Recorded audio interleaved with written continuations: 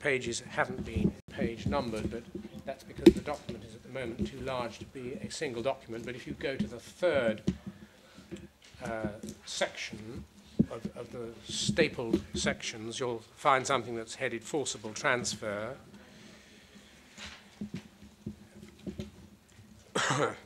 And so here's the allegations under count 2, that forces of the FRY in Serbia in a deliberate and systematic way did this and that.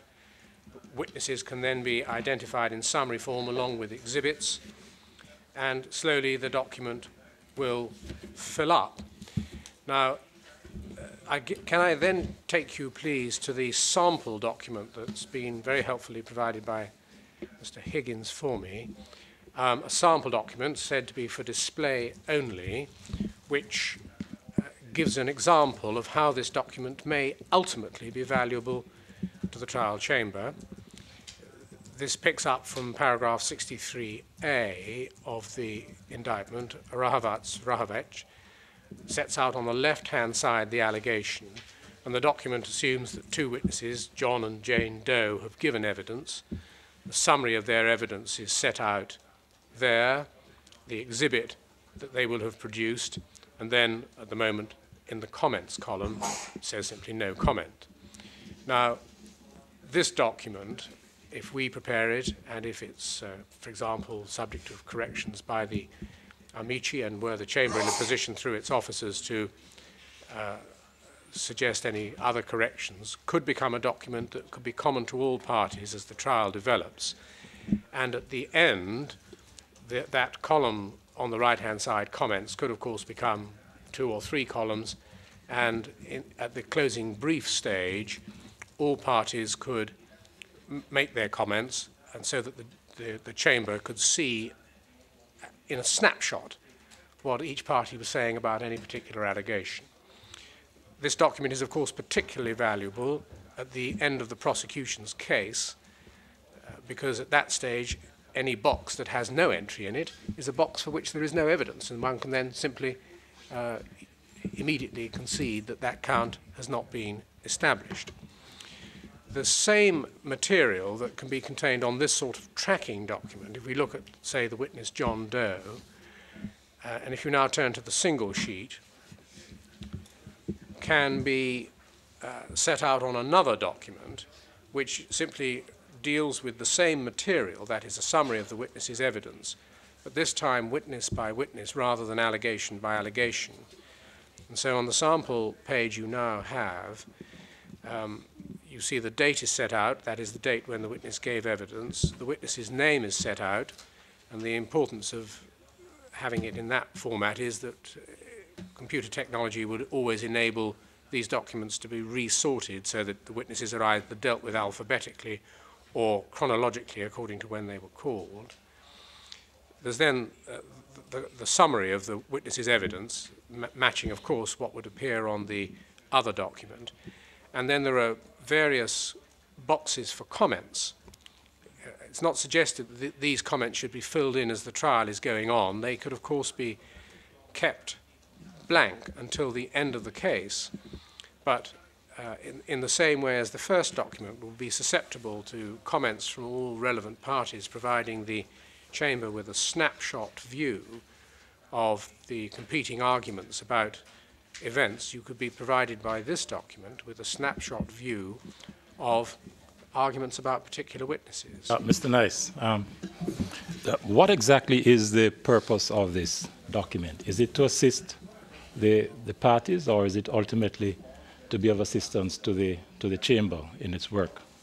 It's both. Its principal focus is to assist the Chamber in its work, because my experience is that these documents are, or something similar, are necessary for the parties to prepare in order to make their arguments and likely to be helpful to the Chamber. So the prosecution comments would be prepared by the prosecution, no doubt, and the defense comments by the defense, and the comments by the amici, and this would reflect their assessment of the evidence. Yes. But quite frankly, I would not find it appropriate, speaking for myself, because I believe that ultimately It is for the chamber to assess the evidence. And the chamber should not be assisted in this way, in my view, by counsel. We will have, at the end of the case, addresses by counsel, and in those addresses we will have their assessment of the evidence.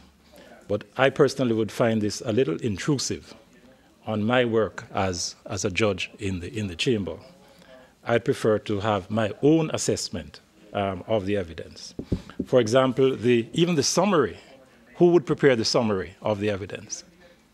Well, can I deal with those comments in reverse Yes. order? I'm surprised that Your Honour would find it unhelpful to have comments by the parties on the witnesses, because, of course, typically at the end of any trial, the parties do provide those comments. One of the problems with cases of this scale is that closing arguments simply cannot deal with every witness, and it's never been the case that counsel have been in a position to attempt to do so. Indeed, in the last case that I appeared in before Your Honour, in a 3-hour closing, which was a 4-hour closing, which was permitted to the prosecution, it was obviously not going to be possible to provide comments on witnesses one by one. That would have been wholly unrealistic. And indeed, in a 100-page closing brief, it would be a waste of resources, a waste of available pages to attempt to deal with witnesses individually. And indeed, in that case, as the Chamber will, I think, recall, one of the documents we did provide was a document that provided the sort of comments on witnesses that we hoped would be valuable if the Chamber decided it needed to consider the credibility or so on of any particular witness, typically defence witnesses in that case. So that I'm afraid I stand entirely by the potential utility of this document. It is essential that parties to a criminal trial are in a position to make their submissions about witnesses or about evidence available to the Chamber. But in trials of this scale, it is necessary to take imaginative steps to enable that to happen without seeking wholly excessive periods of time in oral argument to present material. Further, there can be no unfairness because, and Your Honour asked me, was this to help the Chamber or to help the parties? There can be no unfairness because one of the particular purposes of this document is to enable the accused, who is unrepresented, to have a way of marshalling his comments, if he wishes so to do, and to present them to a chamber in a way that will be readily accessible. Let me give you an example of what I mean. John Doe, 2nd May. There's a summary. The summary is presumably prepared by whom?